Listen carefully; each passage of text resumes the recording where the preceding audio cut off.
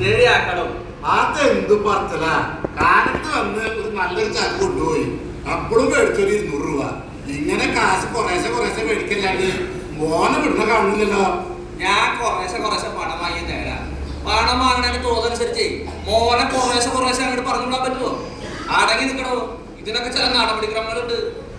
ഇതുവരെ പത്രത്തിൽ ന്യൂസ് വരുത്തിയിട്ടില്ല. അത് ആര് കാരണം? അത് ഈ ഉണ്ണിത്താൻ ഒരാളുടെ മുഴുക്ക. പത്രക്കാരൊക്കെ വലിയ ദേഷ്യത്തിലാ. എന്നോടല്ലടോ, എന്നോട്. അവർക്ക് ന്യൂസൊക്കെ കിട്ടിയിട്ടുണ്ട്. കിട്ടേണ്ട പണം കണക്ക് പറഞ്ഞു കൊടുക്കണം പറഞ്ഞ. കുറഞ്ഞത് ഒരു 2000 രൂപയും കൊടുക്കണം. 2000? ആ, എന്താ കൂടുതലാണ്? എങ്കിൽ ഞാനായിട്ടത് ഒരു 1500 ചവിട്ടി പിടിക്കാം. അതൊന്നും വേണ്ട തന്നെ. വേണ്ടേ? എന്നാ പത്രക്കാരെ ഞാൻ നേരെ വീട്ടിലോട്ടാണ് വിട്ടോളാം. അതാവുമ്പോ വാക്കും തെറ്റും പൊട്ടാതെ 2000 തന്നെ കൊടുക്കേണ്ടി വരും.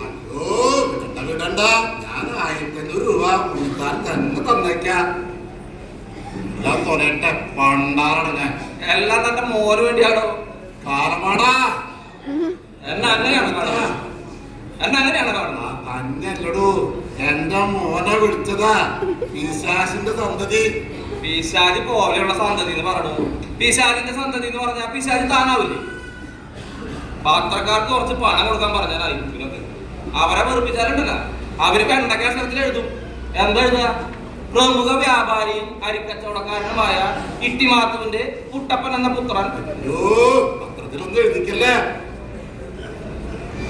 എടോ, ഈ വകയ്ക്ക് ഒരു 10,000 പോയാൽ തന്നെ എന്താ പല നഷ്ടണ്ട? ഒരു നഷ്ടമില്ല. 10,000 തനിക്ക് അത്ര വലിയൊരു തുകയാണ്. അതൊക്കെ 10,000 കുറവാ. പത്രത്തില് ന്യൂസ് വന്നാലേ അവന്റെ കല്യാണം വല്ലതും നടക്കുവോ? കുറെ ലക്ഷങ്ങൾ സ്ത്രീധനം മേടിക്കാനുള്ള കോളല്ല നഷ്ടപ്പെടുക. അല്ല, ഇവന്റെ താഴെ മക്കളുണ്ട്. പിന്നെ 7 പേരുണ്ട്. ഓഹോ, അപ്പൊ 8 പേരുടെ കാര്യത്തിലും മൊത്ത വ്യാപാരി അല്ലേ? അതിരിക്കട്ടെ, പെൺപിള്ളേരുടെ വിവാഹാലോചന വരുമ്പോഴാണ് കഷ്ടം. ആങ്ങളുടെ കളങ്കേ തേച്ച് കഴിക്കാൻ പോവോ? കിട്ടാവുന്ന ഏറ്റവും നല്ല സോപ്പിട്ട് കഴിക്കാൻ പോവില്ല.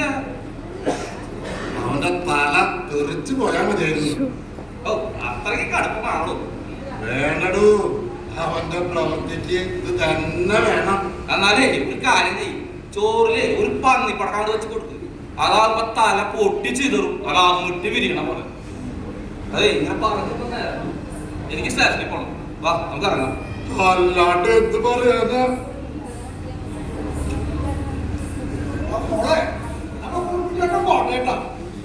നാരങ്ങ ഉണ്ണിയപ്പം വളരെ നന്നായിട്ടുണ്ട്.